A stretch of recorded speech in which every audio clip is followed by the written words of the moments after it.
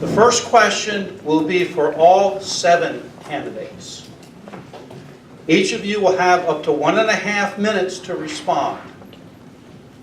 Then there will be a second set of questions, and each one of you will address a different aspect of the second question. They're all related to services. These 7 questions have been selected randomly in terms of who is going to get which question, and we thought that would be fair. Each of you again will have up to 1.5 minutes to respond. Then lastly, there'll be a third question, which all of you will respond to, with the answer being no more than 1.5 minutes. Finally, each candidate will be allowed a closing statement, if you would like, of up to 1 minute. 1 minute. I've been telling the candidates that I never realized how people, I didn't think people in Brunswick were so involved in all of these issues and arguing back and forth, and it turns out I've been wrong. So what we've decided is that if a candidate specifically mentions the name of another candidate, and not policies necessarily, but names, then the named person shall have up to 1 minute to respond. Okay? So if one of the candidates specifically names another candidate, then the named person shall have up to 1 minute to respond. Okay? Any questions? Okay. Then let me ask the first question. As an outside observer from the city of Frederick, I have the distinct impression Brunswick is divided between long-time residents and the newer residents. How would you assist in bridging this gap and seek to unify the community? Ms. McGowan? Yes.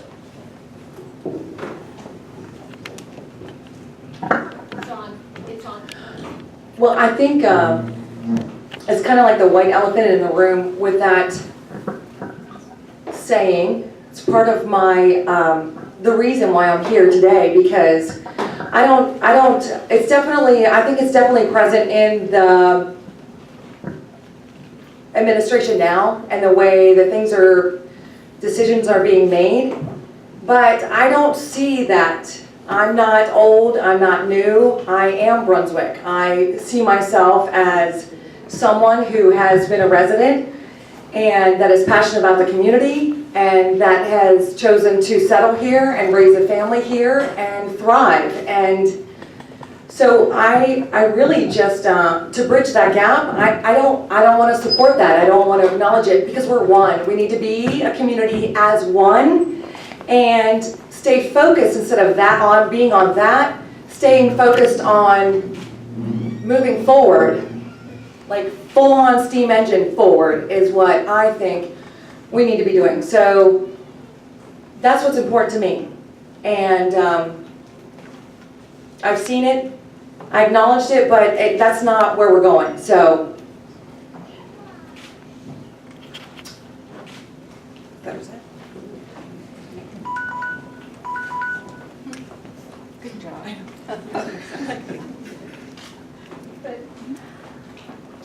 I have been a proponent in inviting all of Brunswick to help and volunteer in any aspect possible. I don't consider any one of us new or old. We're all here. We chose Brunswick as our home. And I feel that whether you chose it after you've grown up here, you've chosen to stay here. And those that have moved in, they've chosen this place as well.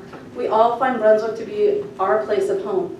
And I reach out to every person that I possibly can to invite them to be part of what helps grow Brunswick in a very positive way, and that is volunteering. If we work together, we're going to be together and show that we can do things to make Brunswick brilliant, even more so than it already is. And I think that just keeping that in mind, and working together is the way that we can do that. And so I have been working on that, and I'm going to continue. It's a project that I have taken on from the time I came here. I saw that we need help, and we will continue to need help. So I think volunteering is one of our true aspects of building and sealing any type of gap and putting us together as a whole. So thank you. I've been here for 11 years, so I'm neither old nor new. I think you could call me middle-aged in more ways than one. I don't see the conspiracy that I hear a few folks talk about. I don't think there is an old-new situation going on. I think really when it boils down to meeting people and hanging out and stuff, obviously, if you're new to meeting somebody, you're new to meeting somebody, and that goes for people who've been here their entire lives. I think one way that we can bring people together in the community is to continue having events like we have. The events that we have bring people from all the different neighborhoods. Bring everybody together, get to meet everybody. You know, once you get to meet the people that you're living around, there's not going to be old and new. It's just going to be friends. And that's the way the neighborhood should be. It's the way that it was when I was growing up, and it's the way that I'd like to see it for my son.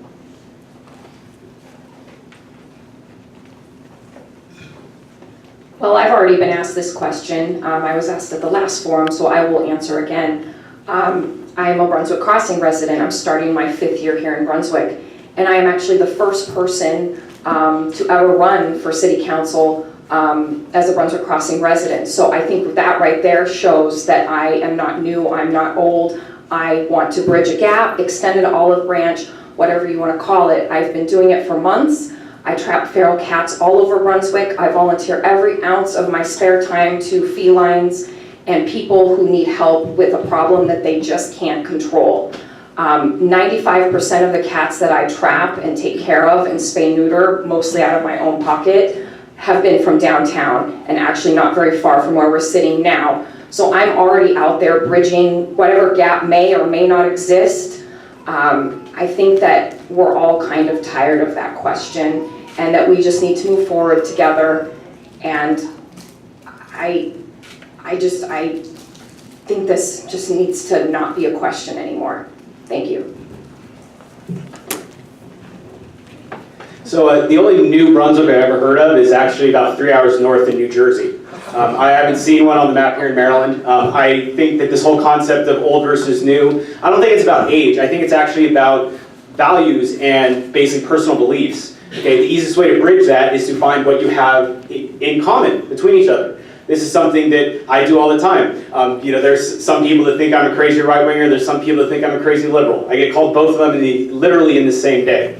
All right, so that's how you bridge the divide. You find your common ground. You find what you can work together on instead of, you know, slinging insults.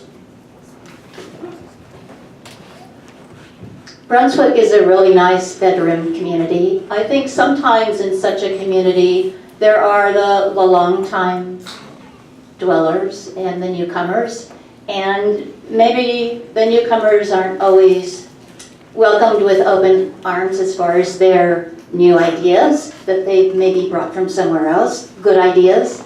I had this discussion with a gentleman in Brunswick Crossing. I said, what would it take to get you into the old part of the community? How do we integrate you, so to speak?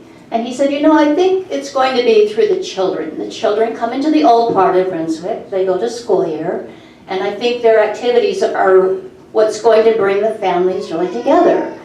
So I wasn't really going to leave it at that. I said, well, what will it take to get you into the old part of Brunswick and working with our community? And he didn't immediately have an answer, but he did email me later with some ideas. And I suggested to him that he, as a professional, consider joining the Economic Development Commission, that he consider joining Brunswick Main Street, which is begging for volunteers. And I gave him the link so he can look at their calendar and see what's going on. I think this is the way to really come together as a community. I'm huge on volunteer work. You'll see me all over the place volunteering in this town. That's what we all need to help doing. I don't really think there is a divide. I think that's just political talk because people are trying to divide people. When I moved here 38 years ago, we were considered probably what Brunswick Crossing is now, Woodside Station. Within a month, I started coaching Peter Way basketball, joined the ambulance company, started coaching mixed football, did that for 12 years, the ambulance company 25. I told my wife, we will become part of Brunswick. There is no old and no new to me. Anybody, my last act as mayor was signing the annexation papers for Galen Manor. I felt at that time Galen Manor is Brunswick. Brunswick Crossing is Brunswick. All this talk about old Brunswick, new Brunswick, that came up a long time ago. I remember Charlie Smith getting dragged out because he said something about old timers and new people coming into town. And I remember that, and I made sure that I wanted to not just come across as an old timer or a new person. I wanted to come across as a citizen of Brunswick who basically wanted my family to grow up here. My great-grandbaby's up cheering tonight. She's the third generation of our family cheering in this town. And this is our home. That's in all of Brunswick. It's our home. They live in Galen Manor, by the way. Okay, thank you. There are a number of constituent services that will demand your attention as council members. I'm going to ask each of you about a specific service. Ms. White. In a focus group, your senior citizens identified concern about the senior center being too small and not being readily accessible with limited parking. What could the council do to better meet the needs of your senior population for socialization and activities? So, the city just purchased a couple of new pieces of land. Well, one piece of land that can actually help with some alternatives in deciding what our actual plans are going to be with the West Potomac property. I think we should look at all of the options and what our buildings that we have in our catalog and decide what's the best use for each of these properties. We did decide to purchase the land out on West Potomac for public works. However, we can also look at other options with the police department moving out there. We could maybe possibly do something with the senior center to adjust where they're at. There's a lot of options out there that we need to sit down and come up with a true strategic plan for all of our properties. And if the senior center is going to continue to be the senior center where it is now, we need to make some real updates. We need to work on getting that to be a better place for our seniors if we don't move them to another location. I think that there's definitely options and they need to be looked at. So we need to really concentrate on that. So now we can do that. Thank you. Thank you. Mr. Ripley, what is the role of the council in ensuring sidewalks are available for walking and are maintained? So this is an exciting question. Sounds like sidewalks are on everybody's mind these days. I think that the role of the council, first and foremost, is to make sure that the voice of the community is heard. I think that it's very important that we spend time with the citizens of Brunswick and we discuss the sidewalk situation in detail. We're also maybe a part of spreading awareness and education about the sidewalks. I think that we've got a big role here to play, and I think that you guys do too. I think that on all sides, obviously everybody's very passionate about this. We're talking about an expensive adjustment to property. So it's definitely the council's role to communicate with the citizens and figure that out. It's also our role, obviously, as these sidewalk rules come into play or come into vote, we have to come together as a council and decide what way we're going to go. Because the mayor's going to give us an opportunity to say whether we believe that we should go one way or the other, or maybe 3 ways or 4 ways. And so it's up to us to be really well informed, not only by speaking to the citizens, but also by checking data and information and knowing a lot about what we're talking, making sure that we make an informed vote, and making sure that we're there for the city as a whole. And the most important thing about the sidewalks is obviously the safety issue for our children. We've talked about in the last debate, the children having to walk to the junior high, middle school without having sidewalks along there. So that's going to be a very important part. Thank you. Ms. Kaya, after several years without a grocery store, one is to go in by the end of the year. It will be in the Crossroads area. With limited public transportation, what can be done to address a wider availability of affordable, nutritionally sound groceries for the citizens of Brunswick? It's a very good question, and I highly doubt that we will have a Weiss by the end of this year. I mean, that's just a reality. They haven't even broke ground.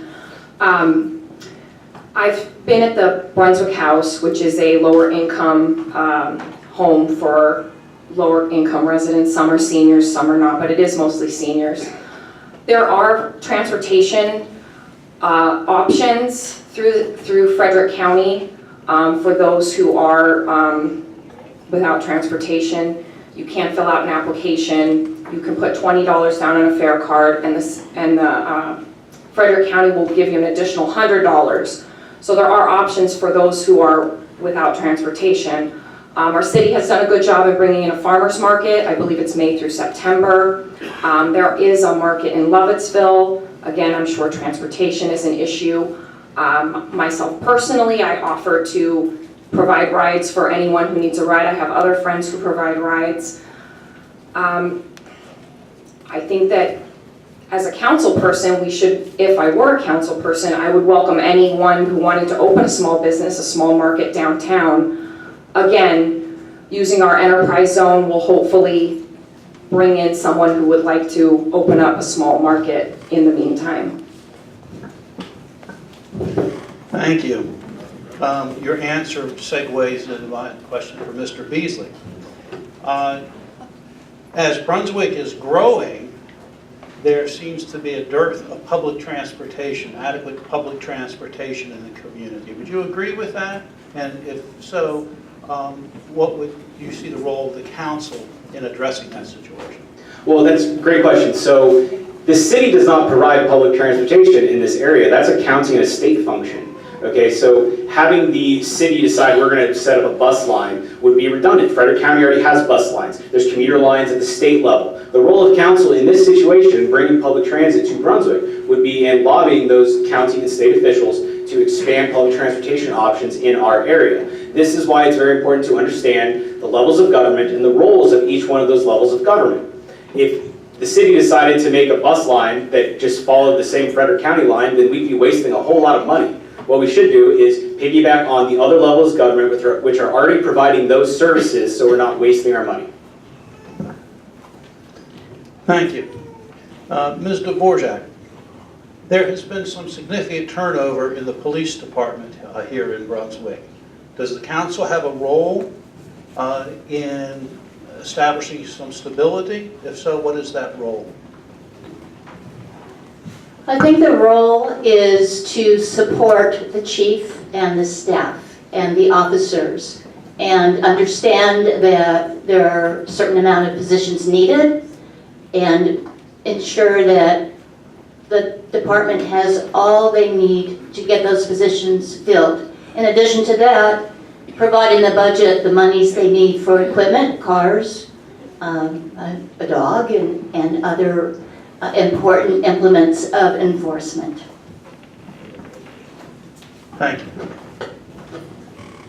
Mr. Smith, currently there is no physician accepting new Medicare patients in Brunswick. With limited public transportation, going to a physician in Frederick or in West Virginia is not a good option for a number of people. What should the council be doing to address this situation? They should be working with the Brunswick Primary Care Facility. That facility was established with the town's blessing. Ms. Runkles was very active in the town and that in up there, and I wasn't aware that that was happening. But they need to work with them, and if there's some way we can help to get physicians into the city, then we should be doing this as much as we possibly can. But there again, you're limited in what you can do. It's just like that grocery store. You know, what are you going to do?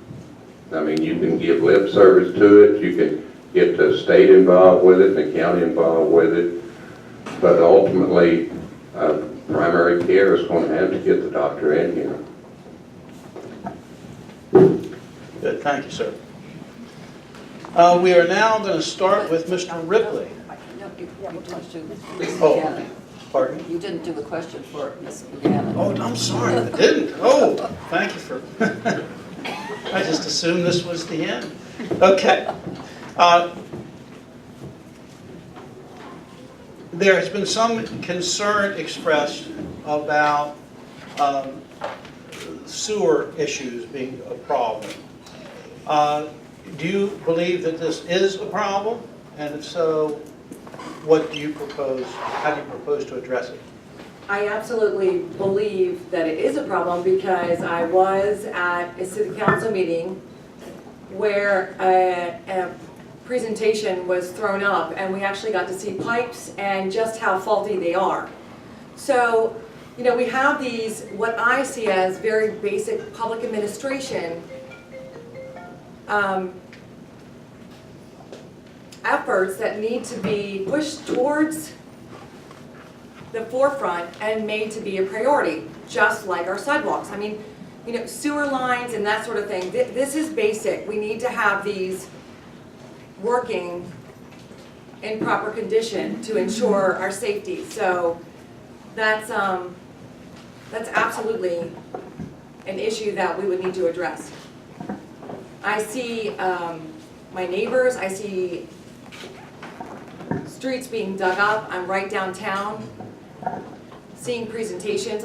You know, and that's my whole thing. I feel like maybe our priorities have gotten off track a little bit.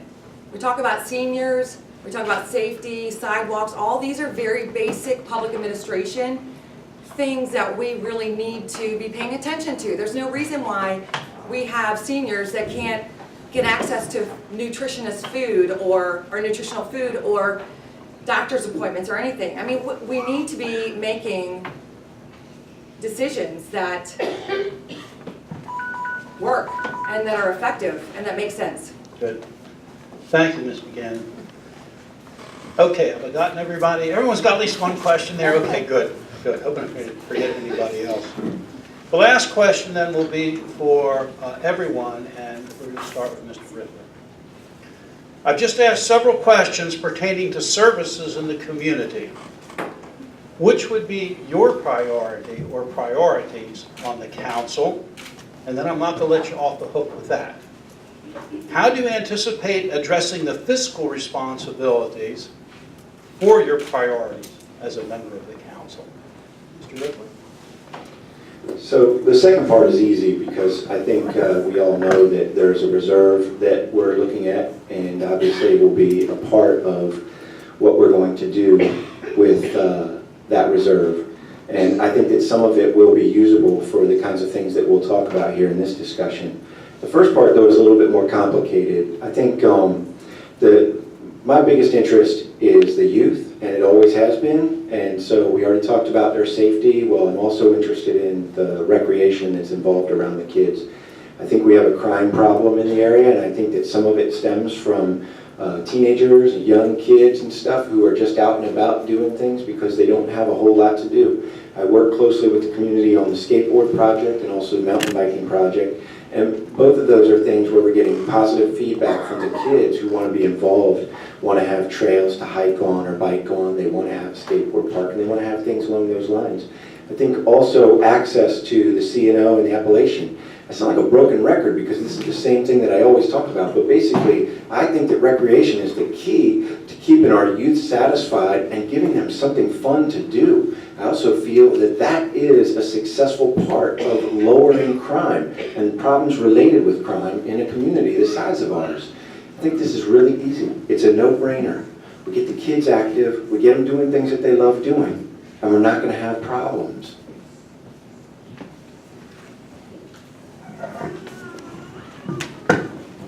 Okay, I'll dive right in and I'm going to talk about economic development. We are very, very fortunate that we are talking about having a surplus and not a deficit, and we should give credit where credit is due. We would not be able to have any of these conversations if we did not have some extra money in the bank.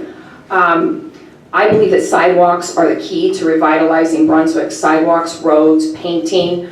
I believe that we need to start enforcing our vacant property ordinance to force these landlords to fix these buildings, make them usable, build to suit, whatever needs to be done to get them rented. We need to have another reason for people to come here. I am very, I support that we want to market our natural assets. But when you come off the trail, where are you going to buy a bottle of water? You can go up to Beans and Belfry if they're open, but what are your options? We really need to focus on fixing our downtown. The council is crucial for this. I have been to so many meetings in the past 8 months where council members have been unprepared, unwilling to speak on their position on things like sidewalks. We need a council who is going to step up and take care of our failing infrastructure. This is not a mayor problem, this is not a city problem, this is a council problem. We need to come up with a solution and work together and get it done.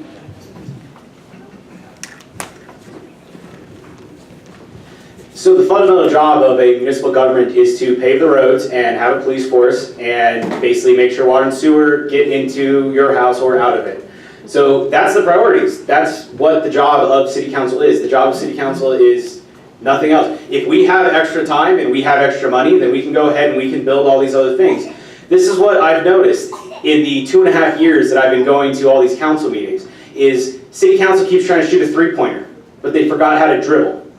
We need to get back to dribbling. We need to get back to, completing paving projects in less than a year. We need to get back to fixing sidewalks. We need to get back to remediating all the problems that we're having with our water and sewer system. Let's focus on that. Let's spend 2 years getting all that in order, making a long-term plan. And then, since we have a long-term plan, now we can actually figure out what our fiscal priorities are. We can figure out, okay, which project is more important? Would we rather have a sidewalk between the library and the shopping center? Or would we rather, repave 9th Avenue? Whatever it may be. Once we know what's broken, we can figure out what we need to fix, how much it's going to cost, and we can go through this in a linear and logical fashion. That's what we've been missing for many years, everything's been scatterbrained. Let's make a plan, let's stick to it, and let's fix Brunswick. Well, I don't have any problem at all with multitasking. So, I went on the record in June in the Brunswick Citizen saying that we need to call in Daily Table. It's a nonprofit, provides groceries at low cost, quality food, would fit great right next to Ace. And David Roush, former president of Trader Joe's, thought of this idea in an entrepreneur class at Harvard. We can follow his model. We can ask him to come here. The council's asked other nonprofits here. Why not have a council member touch bases with David and find out if he can help? Let's not stop there. Senior Center, I'm hanging out there these days. The lunch isn't very good. Sorry, I don't like it very much. They need a better place. They need better food. They need transportation. I have friends living at the bottom of a hill who can't walk up a hill to catch the bus when it comes around twice a day. Hello? They need transportation, and with Brunswick Crossing coming in with more families, those people might like a ride just to get to the train so they can go down to DC to their jobs. We need to work on these things as we're working on all those other things that were mentioned just ahead of me. My top priority would be this infrastructure, your sewer lines. Back in, I think it's 10-11, John Kirshner replaced the water and sewer lines on Delaware Avenue, and he replaced them on C. Now, is the problem with this, Mike? You have to do at least a project like that each year, because if you're standing still, you're losing ground. And to me, the sewer lines can be replaced. Some of them we had relined back in '96. John's telling me that some of the stuff's coming loose on them. They're probably going to have to be relined. But that, to me, that's the major thing, is your water and sewer, because if your sewer shuts down, your town shuts down. There's no question about it. Thank you. Ms. McGinnis? Well, I think first and foremost, it really, for me at least, it comes down to our heritage. Like, we really need to be making sure that the story that the people that have lived here for the last, that raised a family or, came here for the railroad and all of that, that story doesn't go away. I'm very involved with the museum. I feel like we're totally underfunded. We're 100% volunteer. We struggle to keep our doors open. And I really don't understand why we don't have commitment from our city to be preserving this and keeping this story alive.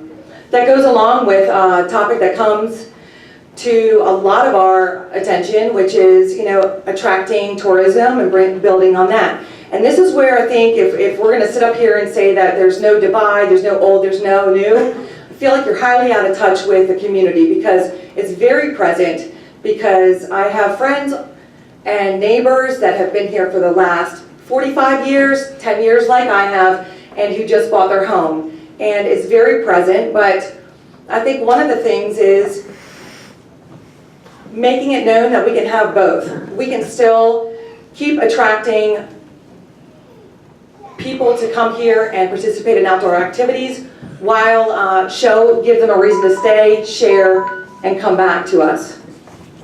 Thank you. So for services, I think that something that we need to think about again is the recreation area of opportunities for our children and our families, as well as the safety. The safety, of course, comes along with the sidewalks and the walkability of our city that includes these opportunities. I am presently working with New Hope Community Center. We're hoping to open a community center that will help drive more opportunities to be here in Brunswick for people to attend, to have nonprofit opportunities to share with our families and our youth and our seniors. But then again, we also have to look at the sidewalks and the walkability to be able to reach that location. So everything ties in is what I'm trying to tell you. Our water services, that ties in as well. I have priority of making sure that we strategically come up with a plan for each of these. And I would support commissions or any other way that we can put together a real plan and put our numbers together and think about it with every person as a group. Because not just one person has the answer. We have an answer as all of us together. Thank you. Thank you. This is will be a question from the